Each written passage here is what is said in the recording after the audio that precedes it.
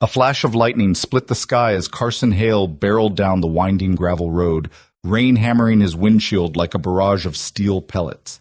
His knuckles ached, white on the steering wheel, when headlights swept past a lone figure in military fatigue clutching a small girl whose soaked hoodie clung to her trembling shoulders.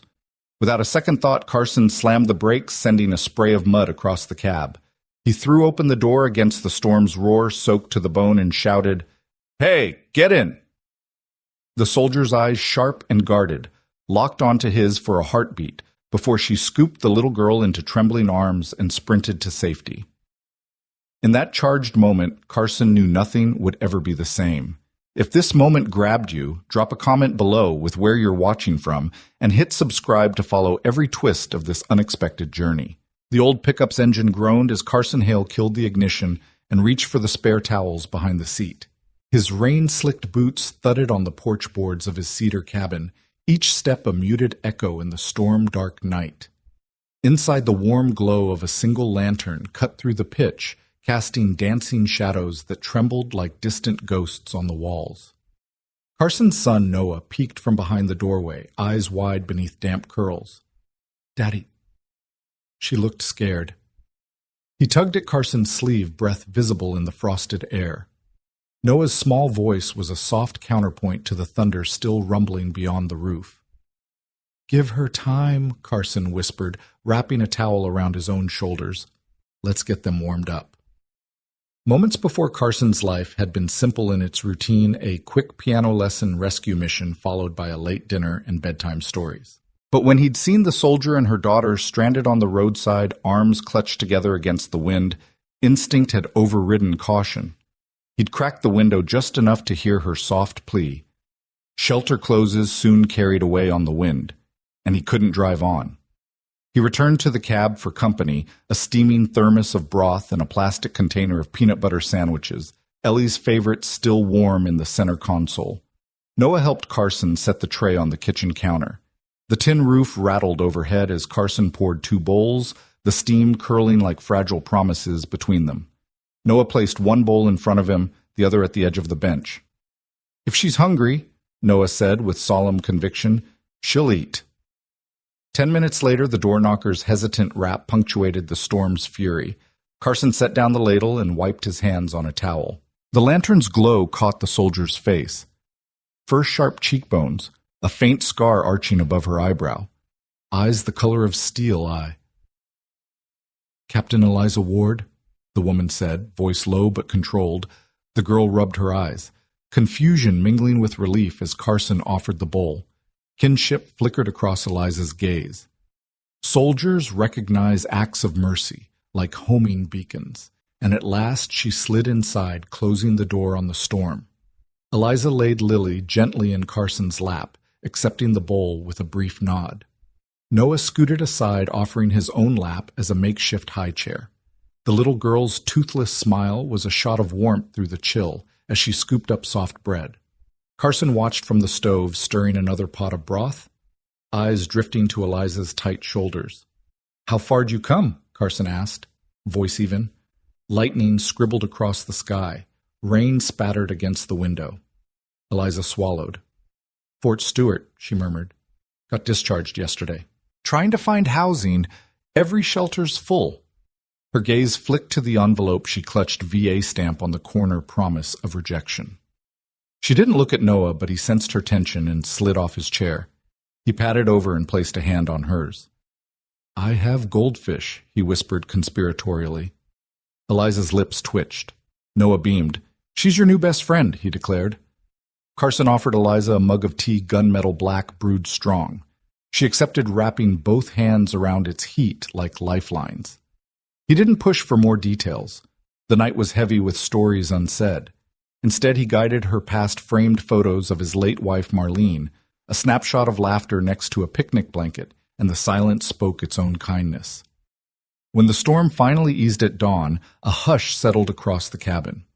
Outside, the world was washed clean pine needles, bowed under rivulets of water gravel gleaming with promise. Inside, Eliza sat by the window, Lily tucked into a borrowed quilt. Noah sketched raindrops and frogs on scrap paper, humming as he worked. Carson stood behind them, coffee in hand, watching the first slivers of sunlight cut through the gray. Eliza's voice broke the quiet. Why? Why stop? She gestured to Noah. Carson set down the coffee and crouched beside them. Because he needs a dad who keeps his promises, he said gently.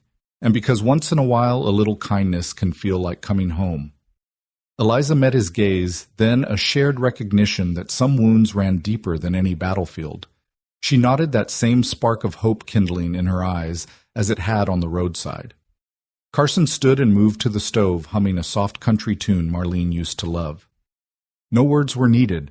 The warmth spreading through the cabin was promise enough that in the storm's aftermath they had found something worth sheltering each other. Carson's heart hammered in his chest as he killed the engine and climbed out into the deluge.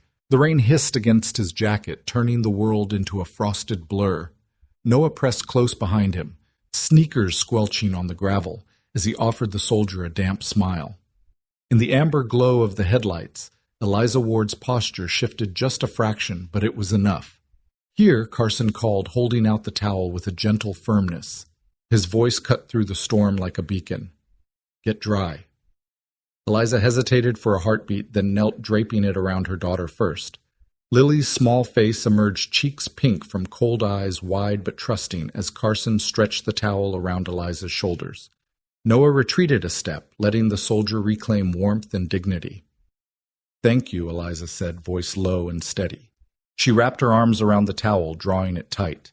The intensity in her steel-gray eyes softened just a touch, as if permission had been granted to let down her guard. Carson nodded, then turned back to his truck. Come on, there's room. He threw open the passenger door and beckoned them inside. The interior was a steamy refuge, the dash lights glowed. The heater hummed, and the scent of wet leather mixed with peanut butter sandwiches and oatmeal cookies. Lily clambered in first, settling into the booster seat as Noah buckled her in with surprising care. Eliza hesitated, scanning the road behind them, the shuddering silence of the storm. Then she slid into the seat beside Carson, her uniform still heavy waterlogged, as if she carried the storm on her person. "And you are Carson?" asked, pulling the door shut against the wind. "Captain Eliza Ward," she replied, voice controlled. Her gaze flicked to Noah. "And this is my daughter Lily." He offered a curt nod, glancing in the rearview mirror. "Noah Hale," the boy said, flashing a grin. "I'm 10. That makes me your expert snack provider." Lily sniffled, then cracked a shy smile. "Thank you," she whispered, reaching for a goldfish cracker that Noah handed her. Carson returned his attention to the storm. The windshield wipers slapped tirelessly, carving arcs through the rain. "Cabin's not far, just past Sycamore Ridge. You'll be warm soon." Eliza leaned back, her reflection fragmented by shifting water. She began, then swallowed. "Thank you for stopping." He glanced at her, jaw set. A woman and child in the rain didn't hesitate. He tapped the steering wheel. "You'd do the same for me." Her eyes softened in the mirror. "I hope so." The truck lurched forward as Carson shifted into gear. The road plunged into darkness, flanked by pine trees bowed under the downpour. Lightning flickered through the canopy, illuminating frantic branches like skeletal hands. Noah, clutching a soggy teddy bear, pointed out the window. "Look." "Fireflies." Carson followed his gaze. In spite of the storm, faint pinpricks of light drifted above the shoulder, a pocket of summer magic. Eliza tilted her head, watching the shimmer. For a moment, the rain's roar receded, replaced by the gentle glow of tiny lanterns aloft. "They're still out," Lily murmured, clutching a cracker to her chest. Carson smiled in the mirror. "Some lights can't be put out."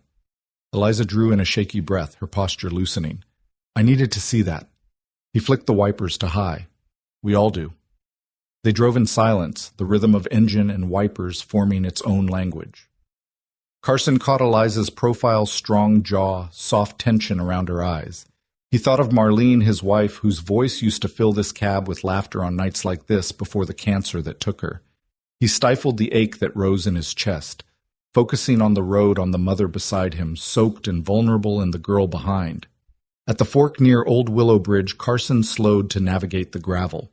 The rain drew closer, pressing in like breath on skin. Eliza glanced at the narrow track rising into the woods. "You sure this is the right way?" she asked. He nodded, pulling the wheel across ruts that sliced through puddles. Been coming here since I was a kid. Built it with my old man. He chuckled softly. He said a man who can fix his own roof can handle most storms. Eliza managed a small smile. Did he teach you to fix people too? Carson's grip tightened on the wheel. He tried. But most people need to want it themselves. Her gaze dropped, and Lily snoozed against her shoulder fatigue overtaking fear. In the rearview mirror, Noah watched them with wide, thoughtful eyes. Almost there, Carson said, pointing as the trees thinned.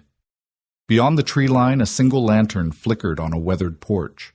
Its warm light pooled around a rough-hewn bench and a stack of firewood.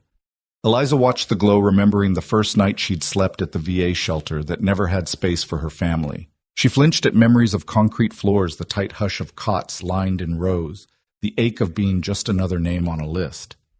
Here, under that porch light, she felt seen. Carson parked, cutting the engine. For a heartbeat, the only sounds were the drip of water off metal and Eliza's soft breath. Then, with a practiced move, Carson opened his door and shook out the towel. Lily stirred, eyelids fluttering. "Let me," Eliza said quietly, rising. She reached back, gathered Lily in her arms, and eased out into the porch light. Noah scrambled past her, eager to help, and Carson followed close behind. Inside the cabin was a sanctuary of cedar and warmth.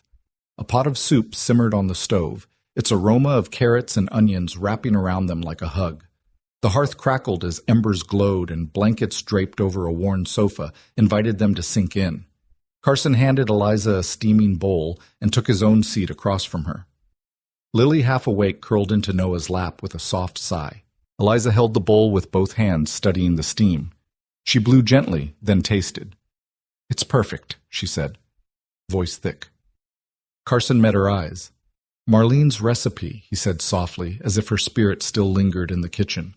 She believed soup could fix a bad day. Eliza's gaze drifted to a faded photograph on the mantel. Carson, Marlene, and Noah on a picnic blanket, smiles bright under blue skies. The grief she carried always just beneath her skin tightened like a fist. But here in this room it felt safe to let it shift to believe that second chances existed. She swallowed hard, then looked back at Carson. "I don't know how to thank you." He shook his head. "You don't need to." He reached into his coat pocket and pulled out a lantern ornament, handing it to her. "This is so you never forget the way a little light can cut through darkness." Eliza's hand trembled as she accepted it. Lily stirred, blinking up at her mother. Eliza tucked the ornament into her pocket and scooped Lily into her arms. Noah hopped off the sofa and offered Eliza his handprint drawing, 4 figures under a glowing lantern. Carson smiled as Eliza studied the picture, her eyes shimmering. "Best thank you I've ever seen," she murmured. Then she looked around the cabin at its simple comforts and the kindness that filled every corner. "Welcome home," Carson said, voice gentle. And in that moment, with the rain still tapping against the windows but the porch light burning steady, Eliza knew she and Lily had found a refuge not just from the storm, but from the fear of never belonging again. She let the tears come, and Carson gave her the space to let them fall, knowing that sometimes the first healing happens in the quiet company of strangers turned friends. The cabin door swung open with a low creak, and the warmth inside enveloped Eliza and Lily like a long-awaited embrace. Wet footprints curled across the rough-hewn pine floorboards, trailing the scent of rain and pine needles.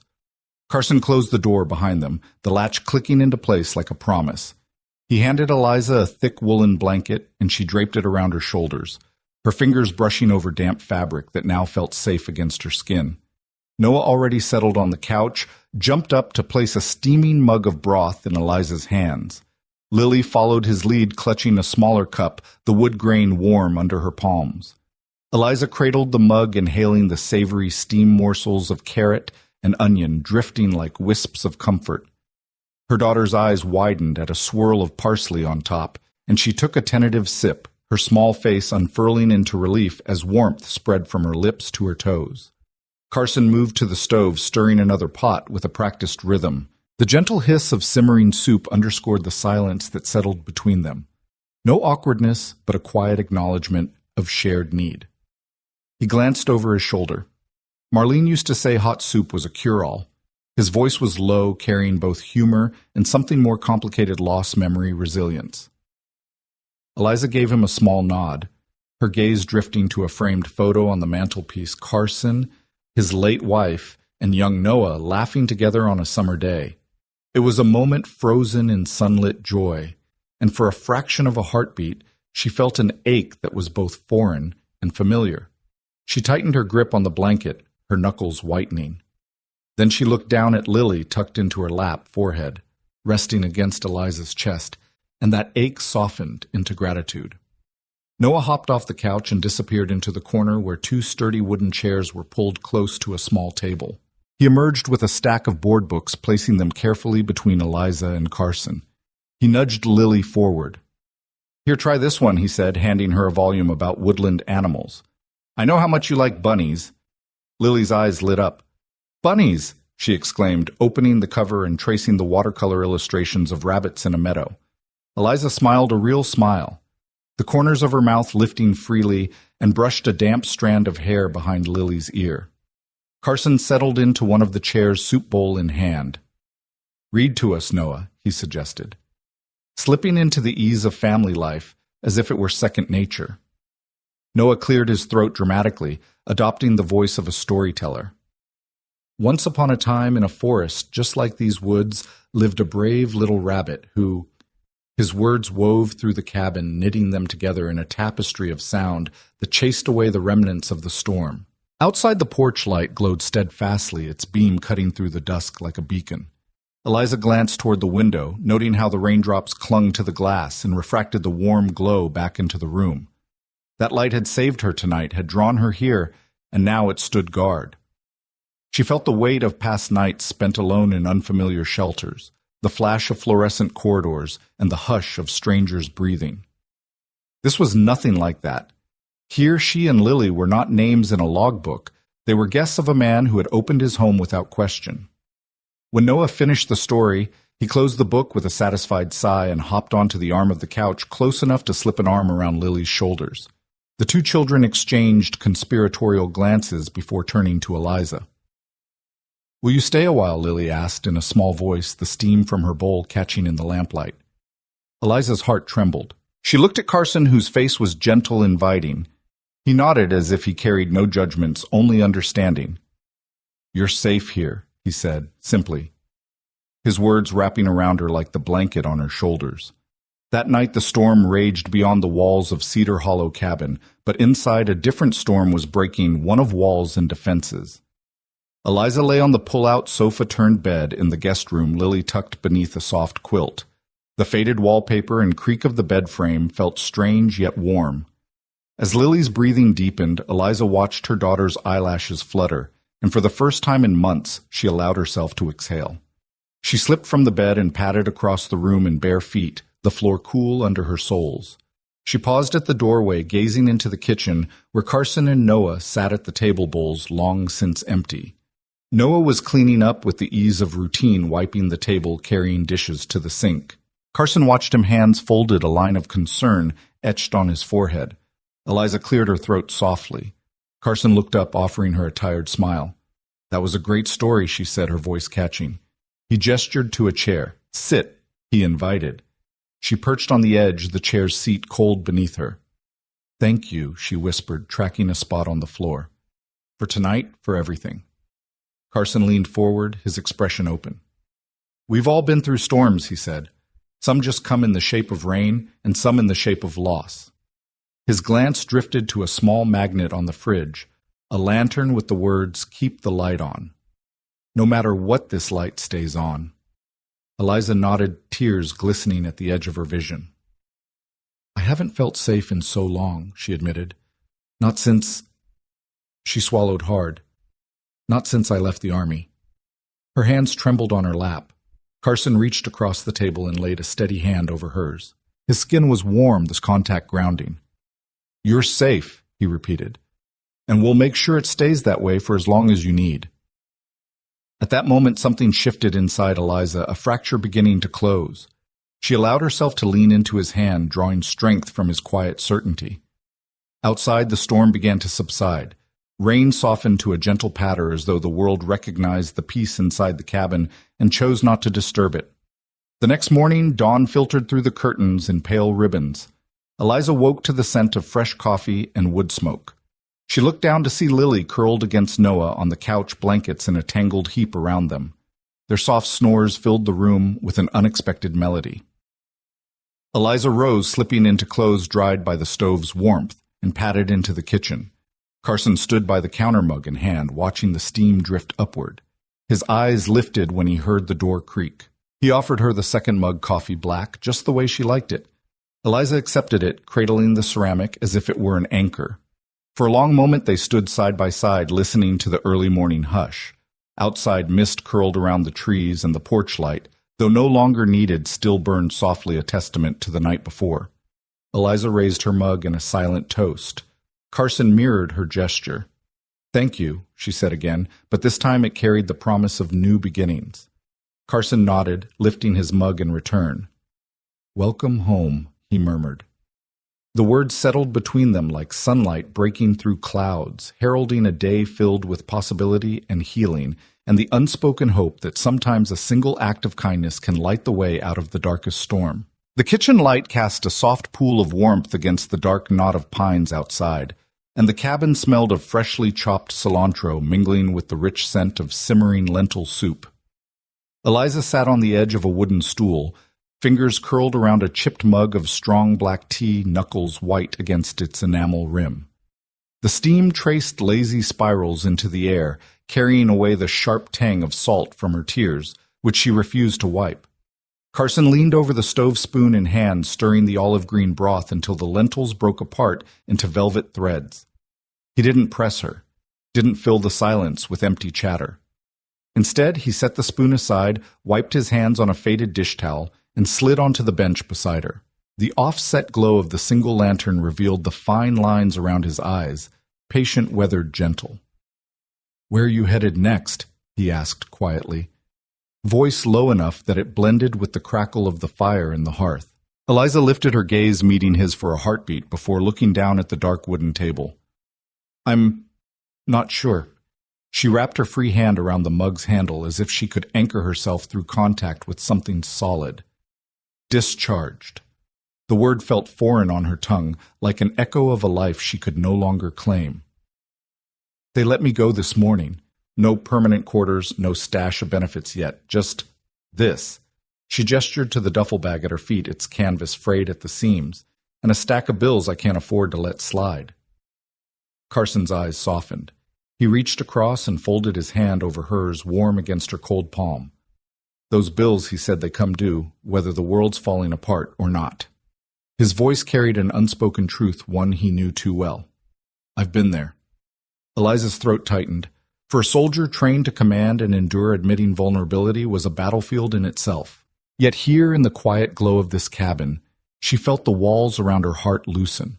She tilted her mug and took a slow sip, letting the tea's bitterness steady her. "No one's claimed me," she whispered. "You won't show up on their radar until I've been living under a bridge for weeks." Her lips quivered, but she held the confession steady. She remembered the last time she'd felt lost sleeping on those cold concrete floors at Fort Stewart, her daughter Lily clinging to her side, both of them drifting in nightmares of sand and gunshots. She swallowed hard. "I'm used to being strong, but right now I don't even know how to ask for help." Carson nodded, his gaze tracing the steam patterns. "Help doesn't have to be a transaction," he said. "Sometimes it's a door left open." He rose and crossed to the small shelf by the window, picking up a battered mason jar filled with firefly lanterns, little glass prisms of light he'd caught in summer nights. He set it between them. "If you need a place to stay, this porch light here is as good a promise as any." Eliza stared at the jar, then at the flickering lantern on the porch beyond the glass. She swallowed another sob, quiet now, but present. "I'm sorry," she murmured, head bowed. "I'm so sorry."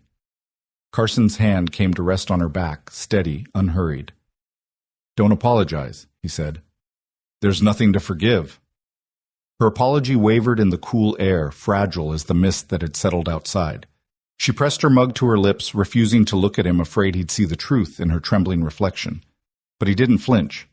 Instead, he lifted his own mug in a gentle salute and took a slow sip. The small ritual of sharing warmth was enough to bridge the chasm between them.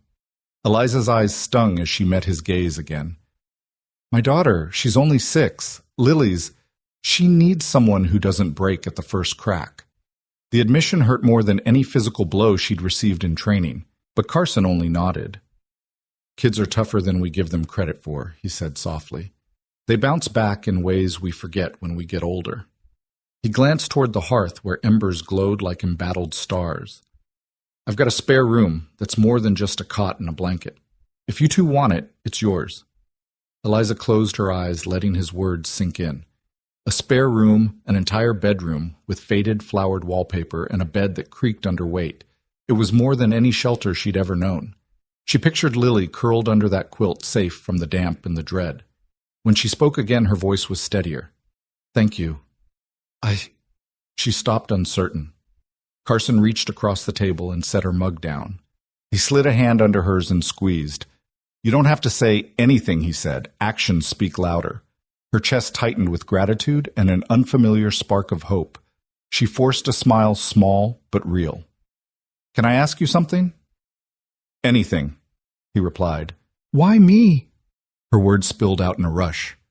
Why stop for us? There are hundreds of cars that passed by tonight. Carson retrieved a ladle and dipped into the pot, scooping out a bowl of soup. He placed it in front of her and sat back down. Because I've been that soldier, he said quietly. When my wife Marlene fell ill, I watched her fight for every breath. Some nights I didn't know if she'd make it to morning. I'd park outside hospitals, hands shaking, waiting for her to come out. He paused, gaze steady. I know what it feels like to be stranded, and I know what it's like to find a light on in the dark. Eliza's breath caught in her throat. The silence stretched alive with unspoken memories of loss and the ache of love. She lowered her eyes, tears slipping free. Carson reached for a napkin and offered it to her. She pressed it between her fingers, inhaling the faint scent of pine from the cloth. I'm sorry, she said again, voice hushed, for bringing my storm to your door. He shook his head. This cabin was never just mine. He gestured at the lantern jars, the family photos, the nursery painting tucked above the bedpost. It belongs to anyone who needs to find their way home. Eliza exhaled, the tension in her shoulders ebbing away. She wrapped both hands around the soup bowl as if to anchor herself. Lily's soft snore from the adjoining room reminded her of why she'd fought so hard to survive, why she could never truly break. She raised her gaze to Carson, who offered a small, encouraging nod. She dipped her spoon into the soup and brought it to her lips. The warmth spread through her chest, scattering the lingering cold. With each bite, she felt the weight of the duffel bag ease on her spirit. Across the table, Carson watched her with a kind of quiet pride, not in her service record or medals, but in the courage it took to lower her guard and let someone in. When the bowls were empty, Carson stood and cleared the dishes. Eliza remained seated, running her thumb along the edge of the table's grain. The lamplight flickered as Carson rejoined her holding 2 mugs of chamomile tea. He handed her one. This will help you sleep, he said softly. And if dreams get too loud. He trailed off, leaving the offer unspoken, but understood. She closed her fingers around the mug, feeling its warmth seep into her bones. Thank you, she said, her voice steady now, for everything. Carson sat beside her, their knees brushing under the table. The room felt smaller, cozier, as if it had contracted around their shared warmth. Outside, the night had fallen still. The only movement was the sway of pine boughs and the heartbeat of the porch light pulsing its promise into the darkness. Eliza leaned back against the bench, tilting her face toward the lantern's glow. Beside her, Carson exhaled a soft sound of contentment. She closed her eyes and let the quiet wash over her. The hum of the heater, the crackle of the fire, the steady thrum of her own pulse. For the first time since leaving the army, she allowed herself to believe that safety wasn't a fleeting photograph, but something you could live in. And as the cabin held them both in its gentle embrace, Eliza knew she was exactly where she needed to be. In the hush of that pine-scented room, 2 souls battered by life's storms found the courage to open their hands, and in doing so discovered that the brightest light often shines from within. The first light of morning crept through the spruce boughs, painting the cabin's interior in muted gold. Droplets on the window panes glimmered like tiny prisms, and the scent of pine drifted through the open door of the guest room. Eliza lingered in the threshold, wrapped in the soft quilt that had smelled of cedar and lavender the night before. Across the kitchen, Carson moved with familiar ease, filling the French press with coffee grounds and pouring in hot water. The hiss of steam rose from the carafe, and he set it down with a soft clink, brushing his bangs from his forehead as though waking from a dream. He glanced over his shoulder and caught sight of Eliza standing framed by dawn's fragile glow. In one movement he lifted 2 mugs, thick ceramic, 1 hand's worth of warmth, and offered her one.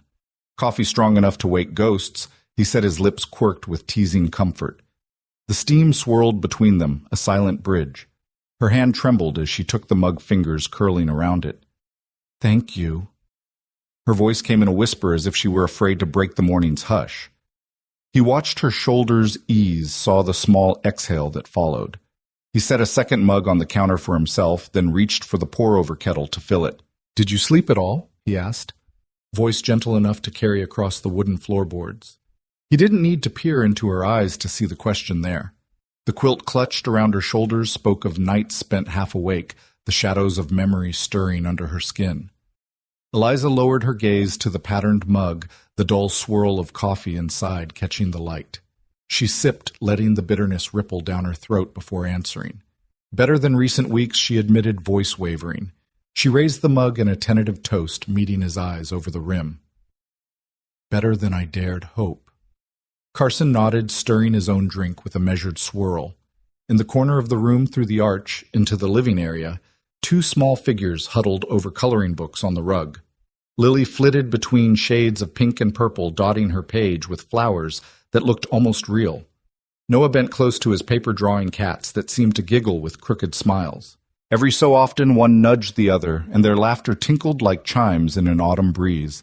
"Kids are tougher than we think," Carson said, quietly, watching his son's earnest grin as Lily attempted to teach him how to draw whiskers. He set his mug on the countertop and leaned back against the cabinet, taking in the tableau children who had known fear, who had found laughter again in a stranger's cabin under drowsy morning light. Eliza moved forward and placed her mug beside his. The 2 of them looked at the children as if discovering them for the first time.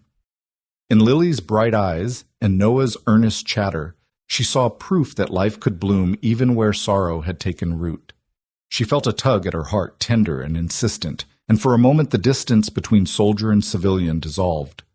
Carson reached out and tucked a damp strand of hair behind Eliza's ear. His fingers hovered for a second before settling against her temple warmth, against chill skin. "They remind me why we do this," he said. "Why we keep the light on." Eliza blinked and swallowed the sensation of his touch, more startling than the roar of gunfire ever had been. "I never thought I'd find a place like this," she murmured, glancing at the lantern on the porch that had guided her here. "Not after—" Her voice faltered, the past creeping in like an unwelcome guest. He stepped closer, closing the space between them without rushing. "It's been 1 year today," he said softly, tone neither accusing nor mournful, merely factual. "Since Marlene passed." Time arced between them, a silent ribbon binding their experiences of love and loss. Eliza set her mug down and folded her arms, leaning into the warmth of the wooden wall behind her. She felt the weight of shared grief settle around them, 2 people who knew the stakes of holding on and the fear of letting go.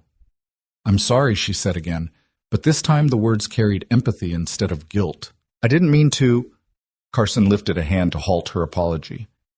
"No apologies," he said, voice firm with compassion. "We remember because we loved. That's not something to regret." Eliza closed her eyes and inhaled the scent of coffee and pine, grounding her. When she opened them, she saw in his gaze an understanding unspoken that memory could hurt, but it also had the power to heal when shared. A crash of giggles drifted from the living room as Noah tossed a handful of crayons at Lily.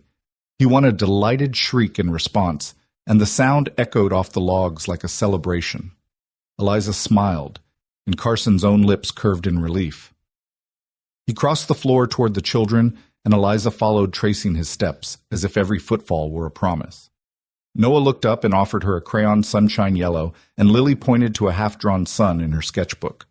Eliza knelt beside them, tucking her mug safely on the hearth's edge, and picked up the crayon. Her hands were steady now as she completed the sun's rays, her daughter's face lighting up at the shared creation. "Look, Mommy," Lily cried, pressing the drawing into Eliza's hands. "No," Eliza whispered, voice thick with emotion. Look, my brave girl, how bright you make this world. She scooped Lily into her arms, lifting her off the floor as if she weighed nothing. Lily laughed, wrapping her arms around her mother's neck, and for a moment everything else fell away. Carson watched from the doorway, a soft glow in his eyes. He cleared his throat and stepped forward, and Eliza set Lily down, brushing a kiss across her damp curls. Breakfast's on, he said, gesturing toward the counter, where fresh eggs, skillet-fried bacon, and thick slices of buttered toast waited in a feast of morning ritual. Eliza and the children gathered at the table, and Carson returned to the stove to slide plates across the worn wood. The smell of sizzling bacon mingled with pine and coffee, a triumphant symphony of comfort that made the cabin feel like a nest built just for them. They ate in companionable silence, interrupted only by the soft clink of cutlery and the occasional burst of childish delight when syrup pooled perfectly on warm toast. Carson watched Eliza serve Lily first, then Noah, and finally herself, a simple act that spoke volumes about her newfound role as protector-provider and mother reborn. After the last bite, Noah begged for another story. Eliza exchanged a glance with Carson, and he nodded, pulling a battered leather-bound journal from the top shelf. It was the one Marlene had kept a collection of recipes, doodles, and quiet observations about love and loss. Carson opened it to a blank page and handed it to Eliza. Your turn, he told her, voice soft and inviting. Eliza's eyes flicked from the journal to the children and back.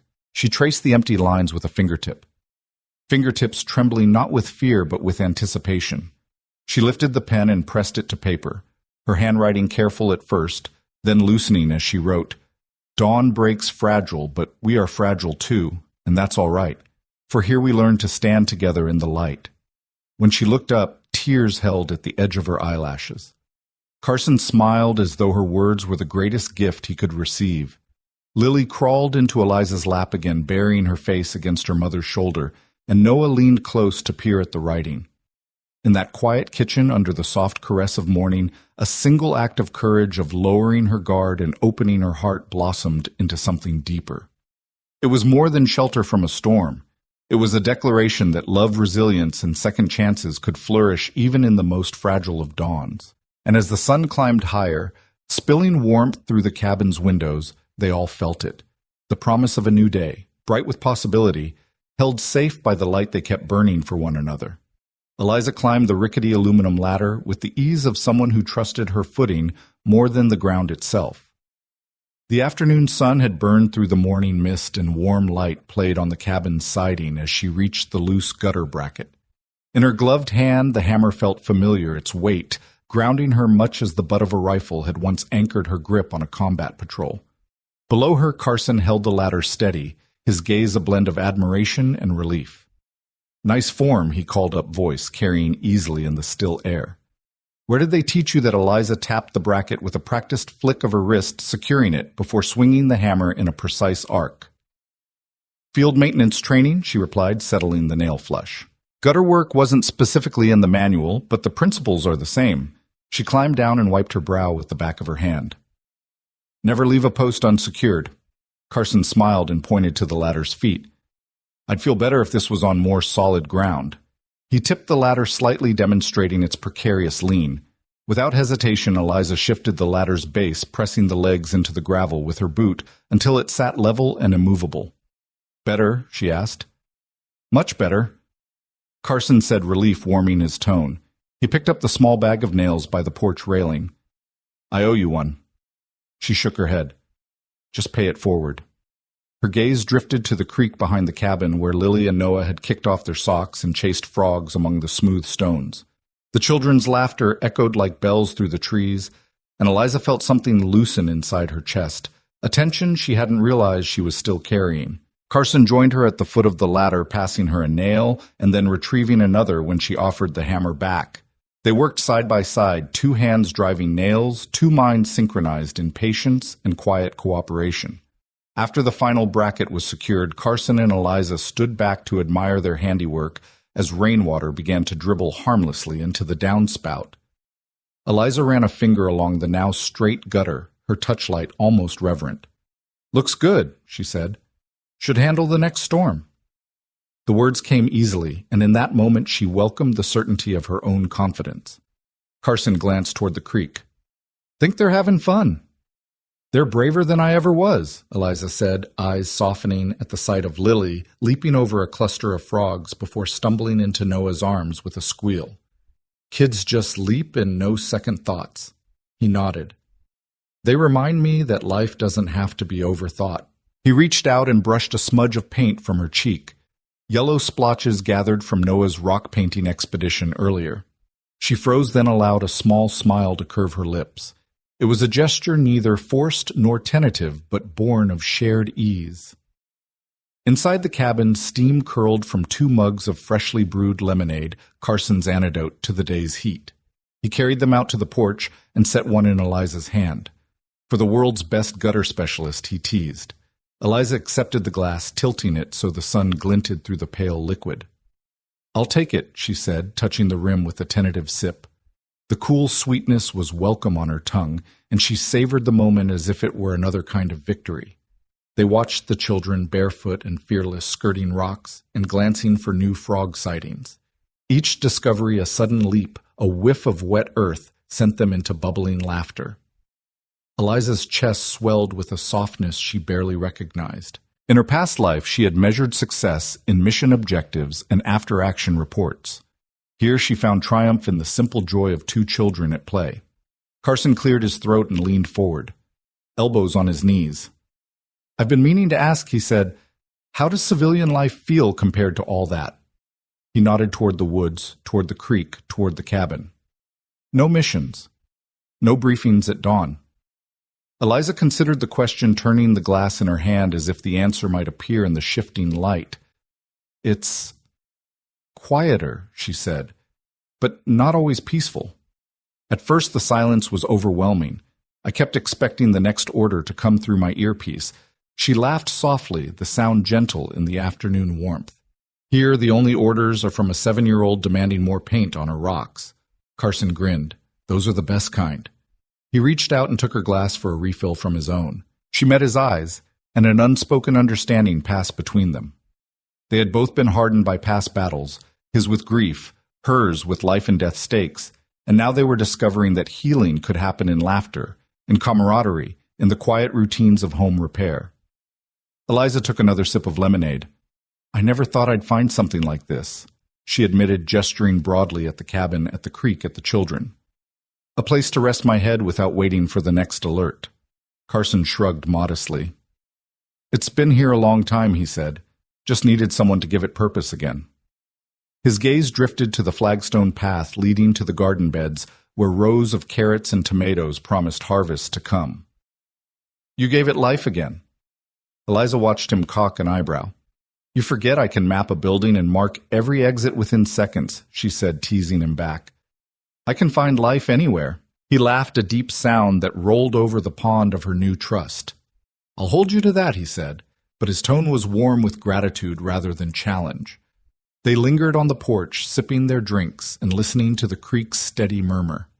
As the afternoon waned, the children's energy waned too.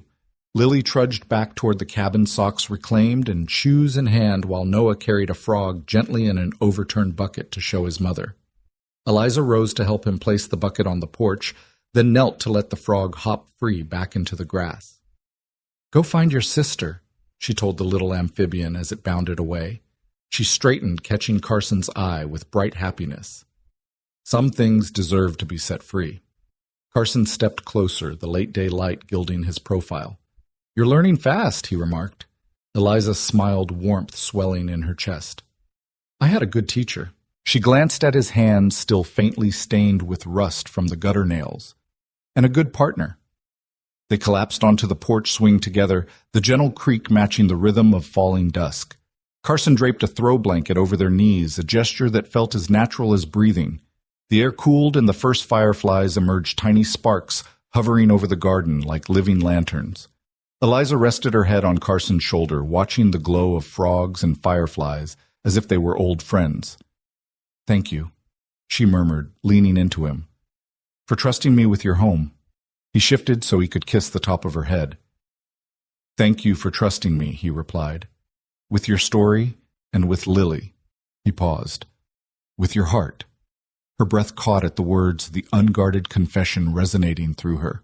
In that moment, she understood that trust, like a gutter, mended and straightened, held the promise of shelter, and that building it, one nail at a time, created something far stronger than she had ever dared hope. They remained on the porch until the sky deepened into indigo, the children's laughter replaced by their soft snores within. The cabin stood firm against night's approach, its lights glowing steadfast, a testament to the quiet work of two people forging home together. The Cedar Ridge Farmers Market was a riot of color and warmth against the late summer sun. Wooden stalls overflowed with crimson tomatoes, pale peaches, and bouquets of sunflowers that nodded like cheerful sentinels. Carson led Eliza by the hand along the packed dirt paths, weaving through neighbors, greeting each other with familiar nods. The air smelled of cinnamon-spiced cider, fresh-baked bread, and the earthy tang of just-harvested herbs. Lily trailed behind them, her laughter chiming as she chased a cluster of butterflies that flitted among the flower petals. Noah darted ahead to inspect a display of honey jars, buzzing like a young beekeeper. Carson glanced at Eliza over his shoulder. "You doing okay?" he asked, voice gentle in the hum of activity. She lifted her chin and smiled, though the corners of her eyes held a cautious glint. "I am," she said. "This place, it feels like hope in shopping cart form." She swept an arm toward a stall where peach jam glistened in sunlight. Cherries shone like polished garnets, and mums spilled out of baskets. "I never thought I'd enjoy something as ordinary as a farmer's market." Carson grinned, squeezing her hand. "It's the simple things that remind us what matters." He stopped at a tent decorated with wildflower wreaths and squeezed behind a row of hanging lavender sachets. Eliza inhaled the calming scent and closed her eyes. The lavender drifted into her chest, and for a heartbeat, she forgot the ache she once carried. Then the scent shifted. Somewhere behind the mums and the honey, caramelized sugar and peanuts mingled in the air. At first it was sweet, a promise of roasted candied nuts. But beneath it lurked a darker undertone like burning oil on a roadside grill. Her pulse thundered in her ears. She froze, shoulders hunching as if braced against an invisible blast. Carson felt her stop. He turned concern knitting his brow. "Eliza." Her breath shuddered, and she looked around, eyes wide. "Peanuts," she whispered. I have to sit down." He guided her to a nearby bench, vowing silently to himself never to take her hand for granted again. "Take your time," he told, her voice steady. "I'll be right here." Eliza pressed her palms against her thighs and blinked, the world spinning back into focus through the stall's pastel umbrellas. "Sorry," she said. After a moment, voice rough. "It's silly." He shook his head. "Not silly," he said. "Memory's funny that way." He sat beside her and leaned forward, elbows on his knees. "I know about memories that weigh more than truth." She glanced at him, surprised by the softness in his eyes. "You do?" Carson swallowed and ran a hand through his hair. "After Marlene passed, I couldn't sleep. Not for weeks. I'd lie on the floor next to her empty side of the bed because I couldn't bear the sheets. Every little sound was like footsteps in an empty hallway. Every creak was her coming back. I'd wake up in a panic, convinced she was there." Eliza's chest tightened. She had never asked about his wife, and here he was unburdening himself as if trust were the easiest thing in the world. He continued, voice low. "Once I drove all night just to get away from the silence. Parked on a roadside, listening to the engine just so I could hear something. I didn't stop until dawn." He exhaled and let his head fall back against the bench. Sometimes memory weighs more than truth. Eliza reached out, placing a hand over his. His skin was warm, and she felt the tremor of emotion under his fingertips. "I'm sorry," she said softly. "That sounds unbearable." He lifted his head and looked at her. It was. But surviving taught me that grief can't be outdriven or outworked. You learn to carry it with you. He offered her a small, rueful smile. "You said it yourself, kids are tougher than we think." "So are we." Eliza nodded, blinking back tears. "You're right." She drew in a ragged breath and let it go. The market's bustle resumed around them, the clink of mason jars, the hum of conversation, the jangle of a stray guitar from a busker tucked in the corner. The world felt large and welcoming again. Carson stood and offered her his hand. "Feel better?" he asked. She took it, rising with a new steadiness. "Yes," she said. "Thank you." He led her back onto the main path, and they paused at a stand where a woman offered samples of spiced apple cider. Eliza took one, the warmth of cinnamon and clove sliding sweetly across her tongue. She closed her eyes and tilted her face to the sun, letting the apple's brightness chase away the shadow of her memory. Lily and Noah reappeared, each clutching a small paper bag of kettle corn. Lily held out her treat to Eliza. "Here, Mommy," she said, voice full of pride. "It's your favorite." Eliza accepted a handful of sugar-dusted popcorn, each kernel popping with a gentle crack. She nibbled one, and the sugary crunch grounded her in the present. Carson watched her, a thoughtful expression on his face. "You know," he said, "this place, it's like a living memory book. All the good ones, at least." He gestured to a line of old friends chatting by a pie contest table, to the musicians' call and response, with the crowd to a pair of elderly men haggling over the price of garden-grown zucchinis. "People bring the best of themselves here." Eliza smiled, meeting his eyes. "I think I'm starting to feel that too." She dipped her hand into Noah's bag and popped another piece of kettle corn in her mouth. "It's nice to be part of something that's ordinary." He nodded, and together they wound deeper into the market, past a display of hand-carved wooden bowls to a stall selling fresh mozzarella. The woman behind the counter offered them a sample drizzled with honey, and Eliza's eyes lit up at the creamy bite. She glanced at Carson. "You have to try this." He tasted it, his eyebrows rising. "That's incredible." They lingered there, savoring mozzarella and jam, sharing bites of peaches and sips of iced tea. The day stretched before them, a canvas of simple joys and quiet triumphs. By mid-afternoon, their arms were laden with sacks of peaches, jars of jam, and a bouquet of daisies. As the sun dipped low, they made their way back to the cabin, the weight of their bounty a comforting reminder of the day's generosity. Lily marched ahead, humming a tune she'd picked up from the busker, while Noah chattered about building a castle in the creek with his mother and Lily. Eliza paused at the porch light, placing her bags down. She ran a hand over the painted lamp, its warm glow already mirroring the sunset. Carson knelt beside her, gathering the children in a close hug. Eliza closed her eyes, breathing in the scent of peaches and daisies and homecoming. He stood and held her gaze. "You did good today," he said softly. She rested her forehead against his chest and nodded. "So did you." Together they carried their market treasures inside, where the kitchen table waited empty, but for the promise of a home-cooked meal made from ingredients they'd hand-picked. As the cabin door closed on the last light of dusk, Eliza felt the embers of her past grow quieter, replaced by the steady warmth of belonging. And in that gentle twilight, she knew that sometimes healing came, not in battles won or medals earned, but in the soft glow of a porch light, in the simple act of sharing popcorn under a summer sky. Eliza sank onto the edge of the guest room bed, the last of the day's light streaming through the window and catching the faded floral pattern of the quilt where she sat. Her fingers trembled as she unfolded the thin official-looking envelope and removed the crisp letter inside. The government seal stared back at her, pale and indifferent. She traced the words with her thumb. "We regret to inform you." Her chest tightened, and for a moment she let herself breathe in the sting of defeat. She had seen this letter before too many times. Each rejection in the stack on the bedside table was its own dagger. Too many applications, too few spaces, too little priority. 5 letters in 6 months, each one more damning than the last. The first 2 had barely registered beyond a dull ache. By the third, she'd tried not to let the words sink in. Now the 5th, the pile of denials, was a reminder that no matter how many deployments she'd endured, no matter the medals for bravery she'd earned, she was merely another file in the VA's backlog, lost in the shuffle. Her shoulders slumped as the paper slipped from her fingers and fluttered to the floor. She didn't look at it. She had no energy left for anger. She only felt the hollow where hope used to live. Outside, the last fireflies of summer blinked through the dusky air, and somewhere in the distance, Noah and Lily's laughter drifted up from the creek. She closed her eyes, wishing she could bottle their innocence and swallow it, hoping it would soothe the rawness inside her. A soft knock on the doorframe startled her. Carson stood there, folded plate in hand, remnants of dinner gathering in the grooves. He paused, sensing the weight of her mood, and set the plate gently on the nightstand. The clang of metal against wood echoed in the hush. He didn't speak. He simply sat on the edge of the bed, close enough that their knees touched.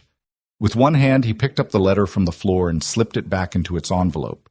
He didn't ask what it said. There was no need. His presence alone was a salve against the isolation she felt. "Eliza," he said quietly. His voice carried no pity, only steady concern. "I'm sorry." The two words seemed inadequate, but they were all he had. He leaned forward, resting his elbows on his knees, and watched her. She turned her head toward him, eyes rimmed red and glistening. "It's just every time I think I've done enough, I hit another wall," she confessed. She tugged at the collar of her shirt as though wishing to strip away the symbols of rank that now felt meaningless. "I spent 13 years in the Army. I faced down mortar fire and improvised explosives and came home with my daughter's smile waiting for me. But I can't get a roof over our heads. I can't even get someone to answer a phone." Carson reached out and took her hand, squeezing it gently. His thumb traced slow circles over her knuckles. "You faced worse," he reminded her softly. "You're still here. You're still standing." He paused, then cleared his throat. "I know that doesn't fix this letter, but I want you to know you're not alone in it." Tears bubbled up again and Eliza closed her eyes, tasting salt and sorrow. She let her head fall back against the pillows and exhaled a shaky breath. Her voice cracked. "I thought it would be different for me. I thought service meant something." The raw confession trembled in the space between them. Carson shifted, rising smoothly to his feet. He crossed to the small dresser and retrieved a narrow tin box stamped with Carson's initials. He set the box on her nightstand and clicked it open. Inside lay a stack of Carlson Station postcards embossed with the local pioneer scene alongside fountain pen stamps and half-used sheets of stationery. Eliza frowned confusion mingling with curiosity. He knelt beside her again and removed a postcard, sliding it across to her. On the paper's blank side, he had written a single line. "I've seen what you've given up to serve. You deserve to be seen now." His handwriting was familiar, steady, unhurried, full of care. She traced the words with her fingertip, the ink imprint pressing into her skin. Carson met her gaze. "You've fought for this country. Now let me fight for you." He lifted a fresh pen and held it out. "Write back. Tell them what they're missing. I'll mail it tomorrow." Eliza's breath caught. She looked down at the postcard as if seeing it for the first time. The idea of writing another letter felt tiring, like running into a storm armed with nothing but a candle. But looking into Carson's unwavering sight, she felt something she hadn't allowed herself in a long time possibility. Maybe she could protest. Maybe she could insist. Maybe someone out there still believed that the price she paid in service had meaning beyond the bureaucratic ledger. She nodded slowly, taking the pen in her hand. The nib was cool against her fingertip. Her daughter's laughter from the creek was a reminder that Lily needed her to keep fighting for a home, for security, for the promise that her mother's sacrifice counted for something. She pressed the pen to the postcard and began to write in small, determined letters. "My name is Captain Eliza Ward, United States Army, retired after 13 years of service, 3 deployments, and a commendation for bravery. I write to you not as a statistic, but as a mother, as a veteran who believes she earned a place of belonging in this nation she served." Her heart pounded as she continued describing her daughter's needs, her own struggle with each rejection, and the impact it had on their lives. Carson sat in steady silence, watching her pour words onto the page, his presence a bulwark against her self-doubt. Occasionally he slid her a tissue or refilled her cup of chamomile tea, his gestures quiet but essential. By the time she set the pen down, the lamplight had softened, and the first flicker of stars appeared beyond the window pane. Eliza folded the postcard and slid it into its envelope, her hand steadier now that her resolve had firmed. She retrieved the stamps from the tin and pressed one into the corner. Carson offered her a final nod of encouragement, and she closed the tin with a soft click. Carson reached out and brushed a strand of hair from her forehead. "No matter what they say, he promised we keep this light on." He nodded to the porch lamp glowing beyond the glass, a symbol of sanctuary he'd built for them. "We'll keep it on until someone listens." Eliza managed a small smile, the weight in her chest shifting from despair toward determination. She stood and moved to the window, pressing her palms against the cool glass. In the pale glow of the lamp, she saw her reflection. Tired eyes, set jaw, but a spark that Carson had rekindled. Behind her, he moved to close the tin box and returned it to its place on the dresser, a silent sentinel of new hope. As she turned away from the window, postcard in hand, Lily's sleepy voice drifted down the hallway. Mama Eliza's chest tightened with tenderness, and she crossed to scoop her daughter into her arms. Lily's damp curls tickled her chin as she snuggled in. Eliza held her close, pressing the postcard to her chest as if it were a shield. Carson appeared beside them, a gentle smile on his face. He ruffled Noah's hair as he followed behind. The three of them formed a circle of light in the dim room, united in quiet solidarity. Eliza met Carson's eyes, and the unspoken promise passed between them. They would face the bureaucracy together, one letter at a time, until at least someone heard her story. Outside, the porch light continued to glow, a beacon in the gathering night. Inside, Eliza folded her arms around her daughter and whispered, "We'll get through this." And for the first time in months, she believed it. Dawn's first pale fingers slipped through the curtains just as Eliza rose from the guest room bed. The cabin was hushed, save for the soft drone of the refrigerator and the faint hiss of the wood stove's last embers. On the kitchen counter lay a yellow sticky note in Carson's familiar scrawl. "Back soon. Coffee's strong." Beneath it, a freshly poured mug steamed gently, its aroma rich with promise. Eliza wrapped her hands around the warm ceramic and closed her eyes, savoring the comfort of a hot drink made on her behalf. Lily stirred on the sofa in her pajamas, blanket bunched at her feet. Noah was curled in the corner with his sketch pad. Eliza took a careful sip, then carried her mug to the small table, settling into the seat opposite her daughter's makeshift fortress of pillows. Morning. Mama Lily mumbled blinking sleep from her eyes. "Good morning, sweetheart," Eliza replied, brushing a damp strand of hair from Lily's cheek before taking another sip. She let the coffee chase away the last dregs of fatigue, and in its warmth she felt the stirrings of determination she hadn't known she still possessed. Noah looked up from his drawing of the cabin under the porch light. "It smells good," he said, pointing at her mug. Eliza smiled. Carson's secret roast, she teased, lifting the cup for Noah to sniff.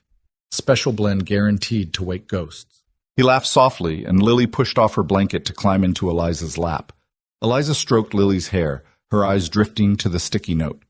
Something about Carson's quiet support, the way he didn't demand thanks or explanations, filled her with gratitude stronger than any words. Halfway through her second cup, Carson reappeared in the doorway, groceries cradled in one arm and a slim stack of stamped envelopes in the other. He looked as though he'd wrestled the market and bureaucracy both before arriving here. His eyes brightened when he saw them gathered at the table.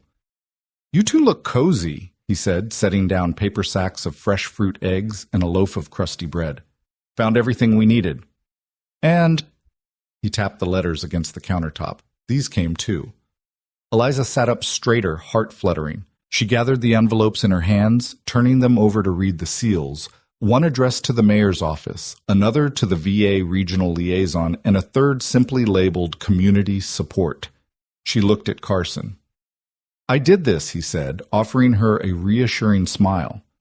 "Wrote out the details, your service record, your situation. Stamped and ready. You don't have to fight alone." Tears pricked her eyes. She realized that kindness wasn't just opening her door in a storm.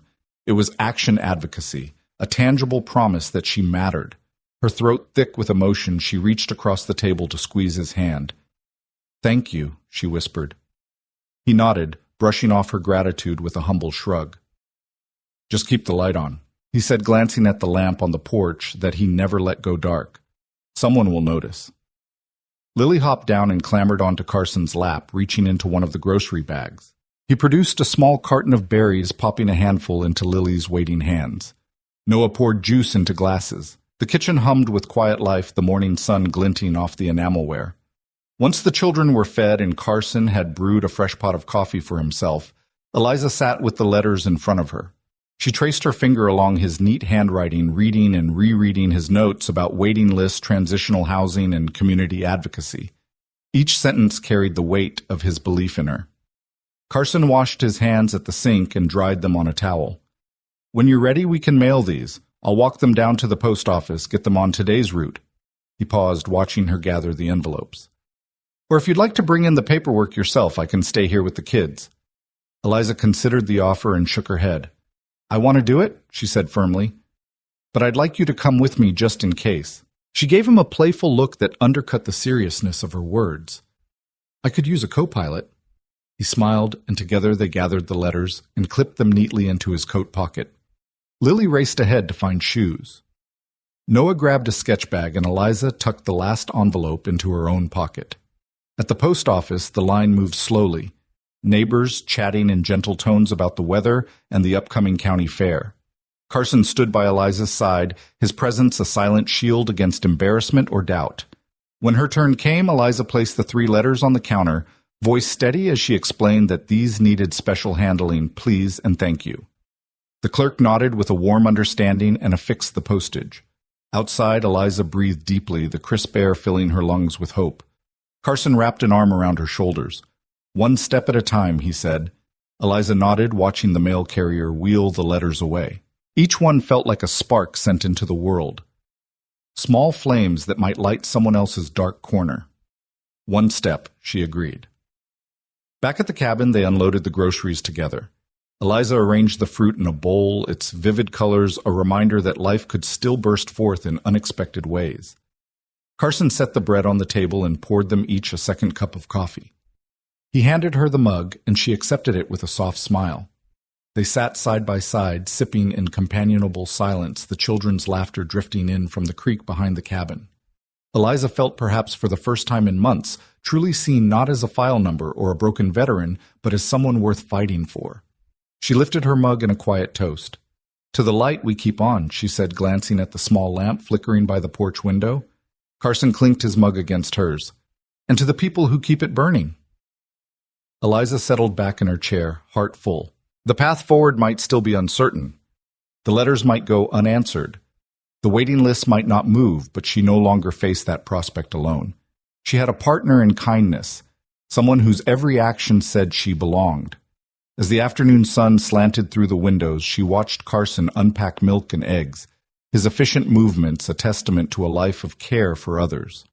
Eliza closed her eyes and let the moment wash over her, the scent of pine, the murmur of the creek, the taste of strong coffee, and the knowledge that tomorrow and the next day they would face whatever came together. In the gentle quiet of Cedar Hollow cabin, she found herself believing once more that sometimes the brightest light is not the one waiting at home for you, but the one you ignite when you decide to keep going and to help someone else do the same. Eliza pressed the 2 crisp pages of her orders against the kitchen counter, the words blurring at the edges as adrenaline coursed through her veins. The early afternoon sun streamed through the window, casting stiff shadows over the family photo on the fridge. Lily's small arm wrapped around Carson's waist, Noah grinning beside them. She inhaled the familiar scent of pine and simmering soup, the comfort of Cedar Hollow's routine, colliding with the thrill of purpose pulsing in her blood. Carson looked up from chopping carrots, his knife slicing through orange rounds with quiet precision. He noticed the tremor in Eliza's hand as she held the papers, then set the cutting board aside.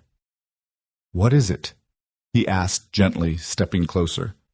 She laid the orders flat and smoothed them with a fingertip.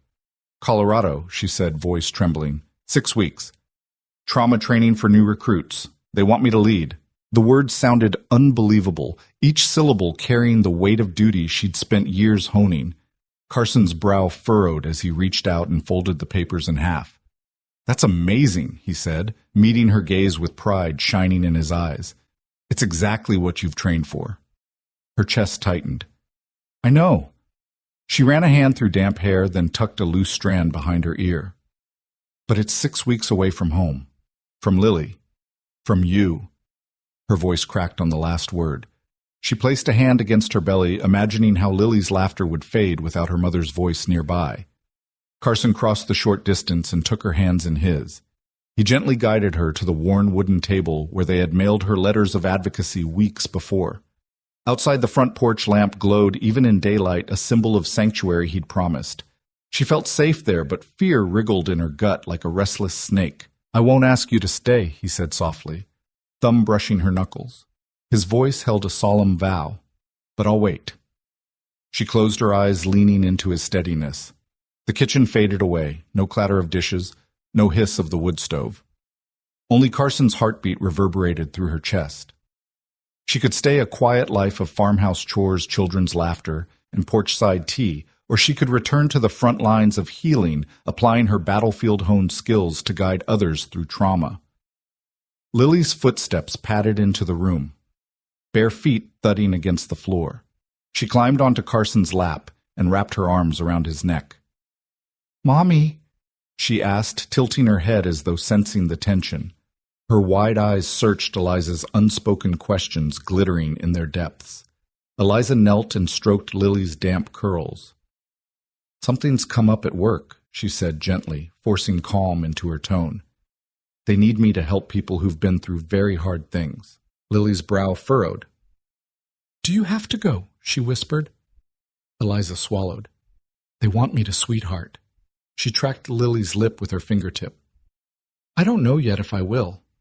Lily's small face scrunched, tears pooling. Carson pulled her closer, murmuring reassurance. Eliza felt her heart splinter, each piece fracturing between loyalty to her new family here and her lifelong oath to serve. An ache rose in her chest as she remembered the faces of wounded soldiers she'd helped on base, the haunted eyes of men and women who trembled at midnight, who flinched at sudden noises, who carried their battlefield scars like funeral shrouds. Colorado's program offered a chance to guide them to pass on the resilience she'd forged over 3 deployments. Duty called to her like a flare in the dark. Yet here in this cabin, Lily's yawning puddle of jelly beans' mouth awaited her bedtime story. Noah needed his mother's help with algebra homework, his earlier attempts at fractions gathering magnets on the fridge. And Carson read her every mood in the slope of her shoulders, the crease of her brow. He'd built this home with hope and action. His silent vigil for her had proven kindness could be more than a gesture. Carson stood sweeping Lily into his arms and carrying her to the table. He reached into his pocket and produced a postcard, one he'd drawn himself, of the cabin's porch light lantern jar atop the railing. He slid it across to Eliza. "No matter where you go," he said, eyes steady, "this light will be here for you." Eliza's throat constricted. She picked up the postcard, feeling the rough texture under her fingers. She traced the painted lantern, recalling the glow that had guided her through the storm months ago. That light had shown her a path to healing both for herself and for Lily. She inhaled slowly, mind weighing both worlds, the call to duty in the Rockies, and the laughter echoing in these wooden walls. For a moment, time stilled only the hum of distant cicadas, and the whisper of pine needles trembling in the breeze reached her ears. "I need to talk to them," she said, finally. Voice low but resolute. "Not just accept or decline. I need to explain, to find out if weekends housing for Lily or something flexible exists." She looked at Carson. "I want to do this, but not at the cost of losing us." Carson's expression softened relief mingling with pride. "That's all I ask," he replied. He reached across and squeezed her hand firmly. "Fight for your purpose, but fight for your family too." Eliza nodded, the conflict easing into clarity. She envisioned herself in a Colorado lecture hall instructing new recruits on trauma integration and resilience. On weekends, she'd return to this cabin to morning coffee and children's drawings tacked above the sink, to evenings spent rebuilding a crooked picket fence. The balance seemed daunting, but not impossible. Her heart pulsed with renewed intention. She dug her phone from her pocket and dialed the liaison's number scrawled on one of the orders. Carson stood behind her, gentle pressure at her shoulder. The line rang twice before a crisp voice answered. Eliza introduced herself, fumbling at first as she asked about adjustments for family base housing and weekend leaves. Each question carried her fear of pulling away from Lily's safety net. On the third call, the liaison offered a pause, transitional family quarters at Fort Carson childcare programs on base, and weekend passes for trainers. Eliza's breath caught at the possibility duty and family both honored. She thanked the liaison, promising to finalize within 24 hours, then ended the call. She exhaled, phone slipping from her fingers. Carson's arms enveloped her from behind, his cheek resting against hers. "You did it," he murmured. A soft smile touched her lips. "We did it," she corrected, turning to wrap her arms around his waist. Lily toddled back, rubbing sleepy eyes, and Noah burst in with a triumphant grin, proudly holding up a perfect A on his math worksheet. Eliza knelt to hug them both, feeling the weight of her choice settle into comfort. She kissed each child's forehead, then turned to Carson. "I accepted," she said, voice steady. 6 weeks trauma training, but I'll be home weekends. Lily's got base daycare and Noah can stay here with you. Carson's eyes glistened. He pulled her into a hug so fierce it felt like homecoming. Lily giggled and wrapped her arms around both of them, and Noah joined the embrace, pressing his cheek to Eliza's. Standing there in the kitchen, sunlight filtering through steam and flour speckles on the counter, they formed a circle unbroken by duty or distance. Eliza closed her eyes, drawing in the warmth of the moment, the trust, the partnership, the promise of return. In choosing both her calling and her family, she realized that true purpose didn't demand sacrifice of one for the other. Instead, it thrived in the unity they had forged, a life anchored by kindness, resilience, and a light that would always guide her home. Carson closed the kitchen window and brushed a stray pine needle from the counter, listening to the steady drum of rain against the roof. The cabin was quiet, far quieter than he'd grown used to these past 6 weeks. Noah was curled under a heavy blanket on the couch, halfway through a graphic novel, and Lily's soft breathing rose and fell in the guest room where she'd fallen asleep, clutching her favorite rag doll. He glanced at the mantel where Eliza's photo from that first rainy night still stood in a simple frame, the porch light glowing behind her like a promise. He reached for his mug and poured another cup of tea, his fourth, maybe fifth. Humming a low tune he'd learned from Marlene before the world grew small and heavy. The steam curled against his cheek as he settled into the rocking chair, rocking gently to the rhythm of the rain. Weeks had passed since Eliza left for Colorado. She'd called every weekend, her voice bright but tight around the edges, telling stories of late-night lectures and field trainings of young soldiers blinking back tears and clinging to her guidance like a lifeline. He'd listened and tried not to let his throat catch when she reminded him she'd be home on Sunday evenings. He wasn't sure how many Sundays had come and gone before this one. The rain had started just before dusk, a relentless curtain washing the world to gray. He'd cooked more meals than he cared to count, grilled cheese at first, then scrambled eggs, then back to grilled cheese because it was simple and it was what the kids liked. He missed Eliza's lentil soup, the way she'd stir it slowly humming, as though each swirl of the spoon carried away a bit more sorrow. A clap of thunder rumbled through the pines, and Carson set his mug on the side table. The wind rattled the window panes, and the porch light cast long shadows that danced along the walls. He wondered if Eliza would be back next weekend. Part of him feared she might get an extension. There'd been talk of new training cycles, new assignments. But he pushed the thought aside. She'd promised. She'd said she'd come home. A sudden sound interrupted his reverie, 2 soft knocks at the front door. They were tentative, unhurried, but unmistakable. Carson's heart lurched in his chest. He rose and crossed the room. Mind racing through possibilities, shore, shift workers, neighbors, checking on stray. Lightning struck branches, a late visitor lost in the storm. He flipped on the porch light before opening the door. The bulb above the rail burned steady, illuminating a wall of falling rain. And there, framed in its glow, stood Eliza, soaked through hair, plastered to her forehead, coat dripping onto the welcome mat. In her arms, Lily squinted against the downpour, clutching her rag doll like a lifeline. Lily's tiny boots were caked with mud, and her face lit up in a grin that seemed to eclipse every cloud above them. "Mommy," Lily cried, reaching out with both arms. Eliza's lips curved into a smile that trembled with relief and exhaustion. She held Lily tighter, rocking her gently. "Hey, sweetheart," she whispered, rubbing Lily's back as if trying to smooth away every lonely night they'd spent apart. "I'm home." Carson's voice caught in his throat. Eliza, he managed stepping aside so they could come in. His hand closed around the doorknob and he pulled them both into the warmth. The door clicked shut, sealing out the storm. Eliza's arms slipped around his waist, and Lily burrowed into his chest, giggling as she shook drops of rain from her doll's head. Noah appeared behind them, eyes wide with disbelief. "Mom," he asked, voice reedy with hope. He then broke into a grin and dashed forward, tackling Eliza in a flurry of hugging arms and scattered papers. Eliza laughed, breathless, as both children clung to her, tumbled to the floor, and gushed with a million questions all at once. Carson knelt beside them, wary of damp coats, but unwilling to let go of the moment. Okay, Eliza panted, gathering them into her lap as they settled on the entry rug. "Slow down, you two. I missed you." Lily pressed a soggy cheek against hers, and Noah curled an arm around her shoulders. Eliza closed her eyes, savoring the impossibly warm weight of both their bodies. Carson stood and retrieved towels from the rack by the stove, draping them around Eliza and then Lily. Steam rose from Lily's damp pigtails as she wriggled free and darted toward the living room. Eliza unwrapped herself from Lily's embrace and touched her husband's face with a trembling hand, a gesture so intimate and raw that it stunned him into stillness. "I wasn't supposed to come back until tomorrow evening," she murmured, voice thick. "But—" Her gaze flicked to Carson's eyes, and he nodded silently, giving her permission to say what needed saying. "I changed my flight. The training cycle got extended, and they wanted me to stay on. But I couldn't. I needed to be here." She swallowed, tears gathering. "So I found the earliest flight home, even if it meant coming in today. I had to see you."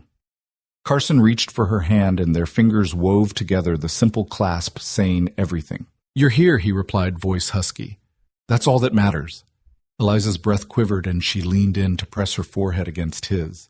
Around them, the cabin's light shone gentle and steady, as though celebrating her return. Outside, the rain's fury continued, but inside, nothing could touch this peace. Noah grabbed her free hand and steered her toward the couch. "Mommy, tell us about Colorado," he commanded with a grin that lit up his face. "Did you save the soldiers yet? Did they call you Captain Awesome again?" Lily toddled after him, patting the seat beside her and pressing a soggy doll into Eliza's lap. Eliza settled down, hugging them both. "Well," she began, voice already regaining its warmth. "Colorado was colder than anything I've ever seen, and they did call me Captain Awesome once or twice." Her eyes flicked to Carson, and he offered her a fond smile that told her how proud he was. She turned back to the children. "But I didn't realize how cold it could get when you're missing home." Lily leaned in close. "Are we home now?" she whispered. Eliza stroked her hair. "Yes, baby, we're home." Carson joined them on the couch, resting one arm on Eliza's shoulder, the other draped behind Noah. The four of them fit together like pieces of a puzzle, rain streaking the windows behind them, the gentle lamplight bathing their faces in golden warmth. "I know it wasn't easy," Carson said softly to Eliza to cut the assignment short. "But it means the world to all of us." His gaze held hers steady, unwavering. "Welcome home." Eliza closed her eyes and let the moment wash over her. Weeks of distance duty and longing dissolved in the safety of this embrace. She pressed her cheek to his chest, breathing in the familiar scent of cedar and coffee and home. The children murmured around them, Noah asking about the next training cycle, Lily telling them how she missed her mom's soup and bedtime stories. In the hush that followed, Carson guided her hand to the lantern ornament she'd once held that first night. It hung on a hook by the door, raindrops sliding off its glass surface. Eliza's fingers curled around the cool metal. She glanced at the porch light beyond the window, still glowing steady in the downpour. They sat that way for a long time, watching the rain, listening to the children's whispers. No grand speeches were needed, no orchestrated reunion required. The simple act of her knock, 2 soft taps, had summoned them all back together. In that moment, Eliza knew that duty and family could both hold her heart, that coming home might be the bravest choice she ever made. When the children finally drifted off to talk of pancakes and painting rocks, Eliza and Carson rose and carried them to bed, tucking them in with gentle kisses. Back in the living room, they sank into the couch again, exhaustion and joy mingling in their bones. Carson reached for Eliza's hand. "We've been through a lot," he said, voice low, "but we're still here, still together." Eliza leaned into him, heart full. "More than together," she replied. "We're home." Outside, the rain tapered to a soft murmur. Inside, the porch light shone on an unwavering sentinel of the love that had brought them back. And as they sat side by side, the world outside fell away, leaving only the warmth of home and the promise of every tomorrow spent together. The first hints of spring softened the air around Cedar Hollow cabin crocuses, pushing through damp soil robins trilling from the pine tops, and a gentle breeze stirring the flag tulips by the fence.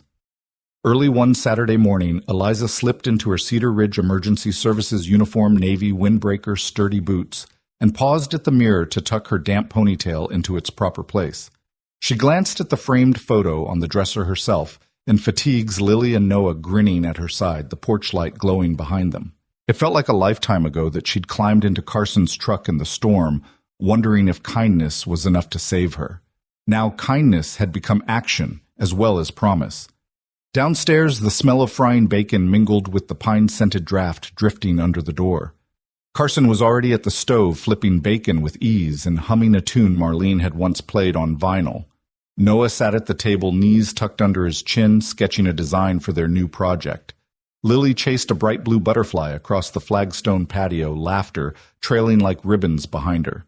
Eliza joined Carson by the stove. He handed her a plate piled with eggs and bacon. "Thought you'd like a proper breakfast before we get to work," he said, wiping his hands on a towel. His tone held the promise of partnership that had carried them through every storm. She kissed his cheek and settled at the table, listening to the soft slap of bacon against her plate. Noah set down his pencil and pushed his sketch toward her.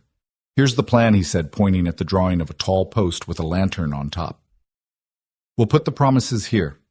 Lily returned, clutching a handful of daisies. She perched on the bench and beamed. "For me?" she asked, plucking petals one by one. Eliza nodded, tearing off a strip of waterproof paper from the roll Carson had tucked in his back pocket. "Every promise deserves its own parchment."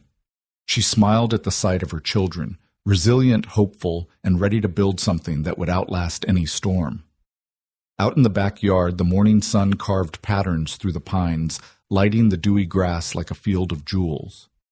Carson carried the long wooden post that would become their promise post. It was one he'd milled himself sturdy and straight, a testament to both craftsmanship and care. Eliza held the base as he rammed it into the ground, gravel crunching beneath his boots. Noah and Lily watched from a distance, their excitement humming in the air. Once the post stood secure, Carson retrieved the lantern they'd used on the first night Eliza arrived. He clipped it atop the post, its glass panes catching the sun and scattering prismatic light across the yard. "Just like the porch," Eliza murmured, reaching up to touch the lantern. "A beacon for home." Carson stepped back, offering her the roll of paper and a set of markers. "Let's start with you," he said. Eliza held a paper against the post, the breeze fluttering its edge. She uncapped a black marker and paused, drawing in a breath. The words she wrote were simple but carried the weight of every choice she'd made. "I promise not to run when love grows quiet. I will stay even when it's hard." She tied the paper around the post with a piece of twine and stepped back, letting the promise flutter in the breeze. Noah ran forward and claimed the next paper. He wrote in bold, uneven letters, "I promise to build forts that keep everyone safe." He made sure to include his trademark flourish, a tiny doodle of a flag, atop a fortress, and wound the paper around the post, grinning when Eliza and Carson applauded. Lily followed her paper, barely large enough for her scrawl, "I promise to pick flowers for everyone." She tied her vow under Noah's, then skipped backward, proud of the wild bouquet of daisies she'd plucked earlier, leaving them in a small cluster at the post's base. Carson took the next turn, writing steady, thoughtful words. "I promise to keep the light on and my arms open for all who need shelter." He tied his paper above Eliza's, the lantern's glow already shining through the message. As they worked, the children darted around collecting rocks and arranging them in a circle at the post's foot. Eliza watched them, her heart full. The promise post was more than a craft project. It was the physical embodiment of all they'd weathered together, from storms and rejections to uprootings and reunions. When the last paper was tied, they stood in a quiet circle, the early morning warmth wrapping around them. The lantern above caught the breeze and swung gently, sending flickers of sunlight across their faces.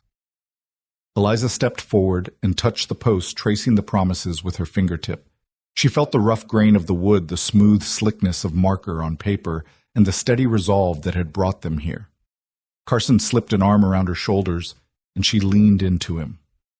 "Look at that," he said, voice soft. "We built something that'll stand through wind and rain."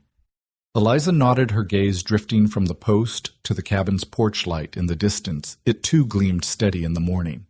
"Just like the porch," she whispered. "Nothing fancy? Just a light." Noah tugged at Eliza's sleeve. "Mommy, can we add more promises later?" he asked, excitement dancing in his eyes. "Absolutely," she replied, ruffling his hair. "We'll add one every spring." Lily skipped forward, holding out a daisy. "I picked this promise flower," she said, pressing it into Eliza's hand. Eliza tucked the daisy behind Lily's ear and swept both children into a hug.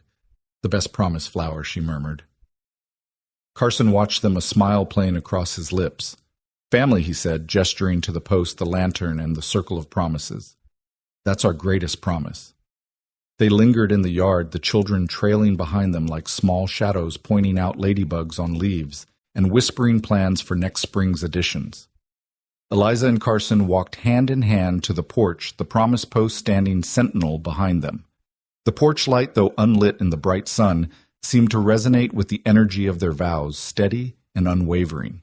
Inside the warmth of home awaited the scent of scrambled eggs lingering in the kitchen, the hush of summer radio playing softly, and the promise of backyard adventures to come. Eliza paused at the doorway, turning back to the post. The waterproof papers fluttered each vow, a testament to their journey from strangers under a storm to a family bound by light and promise. She brushed a stray strand of hair behind her ear and stepped inside as Lily and Noah chased each other around the table, laughter ricocheting off the walls. Carson closed the door behind her, his hand lingering on hers in silent affirmation. That evening, as dusk painted the sky in lavender and rose, the family stepped outside again. They gathered by the promise post, its papers now illuminated by the newly lit lantern. The glow was soft but resolute, carving a pool of amber light in the growing twilight. Eliza Carson. Noah and Lily stood together, faces upturned, watching the fluttering promises sway gently in the dusk. In that moment, Eliza realized that kindness, resilience, and second chances weren't grand gestures. They were the humble power of a light kept on the steady construction of trust, nail by nail, and the quiet vows spoken in morning dew. Under the porch light and the promise post, they discovered that love once rooted in simple acts of shelter could bloom like wildflowers, bright and unassuming in a garden of their own making.